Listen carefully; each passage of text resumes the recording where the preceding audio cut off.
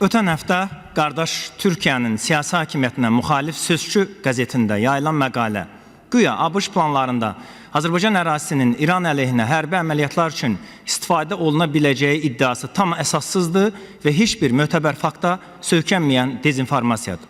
Prezident İlham Əliyev dəfələrlə bəyan edib ki, ölkəmiz ərazisini üçüncü dövlətlərə qarşı hərbi platforma çevirməyib, heç vaxtda çevirməyəcək. Belə spekulativ geopolitik senarilərin məqsədi Azərbaycan və İran arasında münasibətləri gərginləşdirmək, Cənubi Qafqazı yenidən hərbiləşdirmək və Yaxın Şərqin bir parçasına döndərməkdir. Halbuki, ötən ilin iyulunda İsrail-İran 12 günlük savaşında da dövlətimiz diplomatik dialoq və regional sabitlik mövqeyini tutdu. Savaşın coğrafiyasının genişlənməməsi üçün əhəmiyyətli addımlar atdı. Dövlətimizin prinsipal siyasətinə əlavə misallar yaxın tariximizdə ABŞ-Rusiya, NATO-Rusiya və nəhayət Türkiyə-İsrail hərbi siyasi rəhbərləri üçün də Bakı dialoq paytaxtı olmuşdu. Bəli, geosiyasi seçimlər dövlətlərin taleyini həll eləyir. Bir vaxtlar Gürcüstan və Ukraynanın NATO-ya üzvlük qərarı onları silahlı toqquşmaların mərkəzinə, qarşıdurma meydanına çevirmişdi. Azərbaycan isə fərqli yol seçdi. Hərbi siyasi neytrallığını qoruyub saxladı, ərazisində xarici hərbi bazalara yer vermədi və forposta çevrilmədi. İlham Əliyevin bloklara qoşulmamaq siyasəti 2-ci Qarabağ müharibəsinin internasional xarakter almasına imkan vermədi və qələbəmizin əsas səbəblərindən biri oldu. Bəli, müstəqil və balanslı siyasətin əsası 90-cı illərdə Ulu Öndər Heydər Əliyev tərəfindən qoyulmuşdu.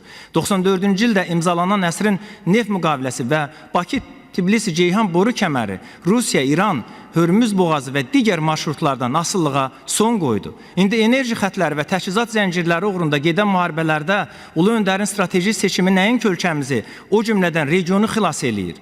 Dünya təyyarə daşıyan gəmilər və dronları müzakirə eləyərkən 1768 kilometrlik polad borular Avropanın enerji təhlükəsizliyini, suverenliyimizi və regional sabitliyi qoruyur.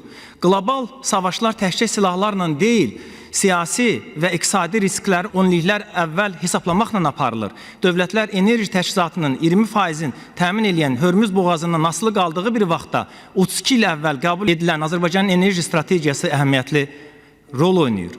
Ölkəmizin ərazisində xarici hərbi qüvvələrin varlığına mərhələli şəkildə son qoyulub. Vaxtilə Qəbələ RLS-in diplomatiya ilə, Ermənistanın işğalçı qüvvələrini silahla, nəhayət 5-ci ilini tamamlamamış Rus sülh maramlarını siyasi iradə ilə çıxaran ölkəmizdə milli ordumuzdan başqa heç bir xarici baza və qüvvə yoxdur. Qalib dövlətimizi yeni qlobal qarşıdurmalara qoşmaq planları iflasa məhkumdur. Bəli, 90-cı illərdə Sovetlərin dağılması Qarabağdan başlamışdı. Bugünsə eyni regionda Azərbaycan qarşıdurma deyil, sabitlik, müharibə yox, sülh və dialoq məkanıdır. Sağ olun.